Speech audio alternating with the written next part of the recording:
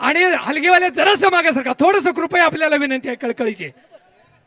हा, पाहुण्यांच्या उपस्थितीमध्ये बाजूला काढा, कुस्तीचा शुभारंभ होऊ दे. हा, धन्यवाद आहेत, आभारी आहोत.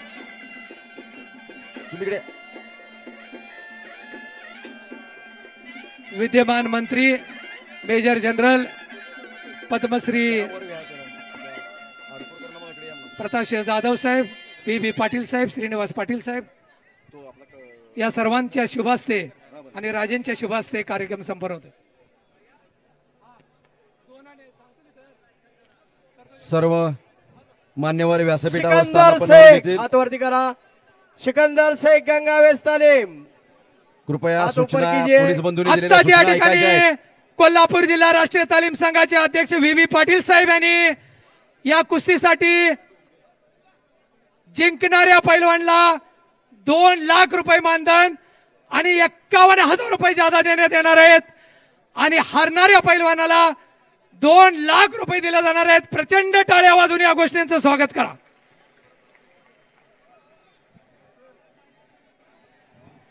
7:30 वाजता बरोबर कुस्तीला प्रारंभ झालेला आहे आणि या कुस्तीच्या सिकंदर शेख साठी आसिफ चिखली यांच्याकडून 5,000 रुपयाचं बक्षीस आलेलं आहे, जाहीर झालेला आहे. आणि शेटे साहेबांच्याकडून 15,000. आता बघा, सुंदर डोबण्याचा प्रयत्न होता तो सिकंदर शेखचा. आपल्याला मी 44 मिनिटांना प्रत्यक्ष कुस्तीला प्रारंभ झालेला आहे. सरपंच म्हणून काम पाहत आहे ते मास्को विजेते संभाजी वरोटे, आक्रमक कुस्ती करणारा पैलवान म्हणून ज्याची भारत देशामध्ये ख्याती आहे तो सिकंदर शेख. थोडासा वजनानं, तब्येतीनं, उंचीनं तगडा असणारा गौरव मच्छीवाला, 125 किलोच्या आसपास वजन गौरव मच्छीवाला आणि 95 किलोच्या आसपास वजन सिकंदर शेख.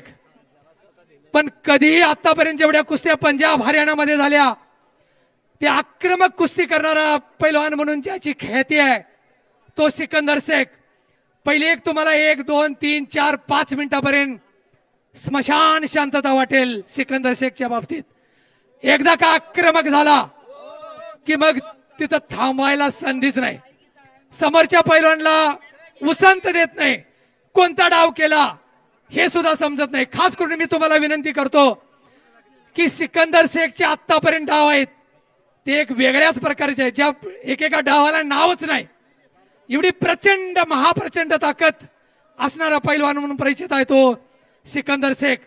एकदा दोन्ही पैलवानांचं टाळ्या वाजून अभिनंदन करा. काखे डुबला, हो मी तुम्हाला सांगितलं पाठीवरती गेला. कोणत्या एक चाक डावाची पकड आहे बघा, हुकमी डाव त्याचा आहे. कोणते एक चाक, मस्त कोणते एक चाक मारतोय तो भारतात आता आघाडीचा पैलवान. ओहो, कोणते एक चाक डावावरती विजयलेला आहे सिकंदर शेख.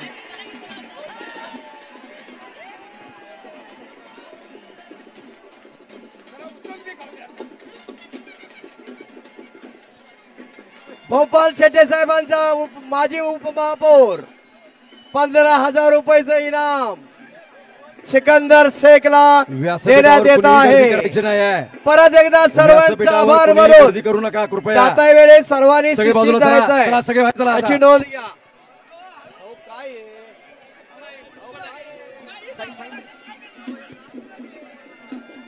2-2 लाख रुपये आणि जिंकणाऱ्या पैलवानाला 51 लाख रुपये.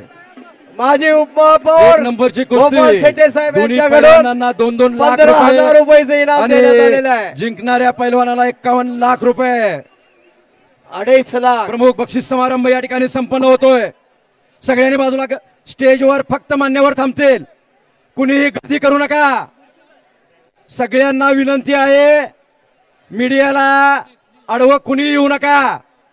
कृपया बक्षीस समारंभाने ढाल प्रदान करण्याचा कार्यक्रम या ठिकाणी संपन्न होतोय.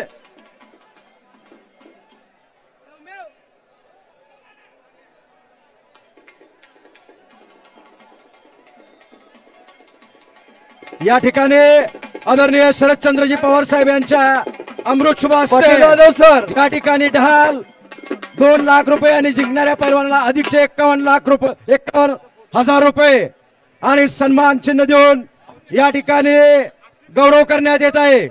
सर्व मान्यवर आदरणीय DY दादा पाटील साहेब, आदरणीय आसिफ छत्रपती शाहू महाराज, प्रताप सिंह राणे साहेब, आसिफ सय्यद दीपक चिखली केसरकर साहेब, यांच्याकडून चंद्रकांत 5,000 दादा रुपये पाटील आणि हसन मुश्रीफ साहेब, सतेज मंत्री पाटील साहेब, खासदार संजय दादा मंडलिक, आमदार राजेश पाटील, आमदार जयश्री पाटील, ऋतुराज पाटील या ठिकाणी भोपाळ आणि शेट्टी साहेबांनी 5 दोन्ही युवराज उपमहापौर छत्रपती यांनी 5 संभाजीराजे 5 नंबर छत्रपती नंबर पर्यंत मानवजी राजे 15,000 रुपये भोपाळ शेट्टी यश साहेबांनी राजे, दिलं. शहाजी त्याबद्दल राजे त्यांचंही अभिनंदन करतो. या सर्वांच्या 2 नंबरला 10,000. उपस्थितीमध्ये ही गदा प्रदान करण्यात या ठिकाणी येत आहे. हा सुंदर असा सोहळा या ठिकाणी संपन्न होत आहे. फोटोग्राफरना जसा फोटो पाहिजे तसा घेऊन द्या. सर्वांनी सूचना आहे कुणीही गडबड सर्वांनी करू नका. जातेवेळी शिस्तीत जावा. गर्दी कमी होईल तसा वयस्कर लोकांनी तरी शिस्तीत मीडिया जावं. व्यवस्थितरित्या परत फोटो या एकदा ठिकाणी होऊ दे. सर्वांचा आभार. कुणी गडबड करू नका. चिंगराचिंगरी करू नका. वयस्कर लोकांना जरा जागा द्या आणि गावी जात असताना सर्वांनी शिस्तीने जा. वयस्कर लोकांनी गर्दीमध्ये जाऊ नका एवढी विनंती आहे. अगोदर मगापासून यायचं नाही, येतानाच काढलं असतं ना, येताना त्या बाजूला उभं राहता काढलं असतं ना.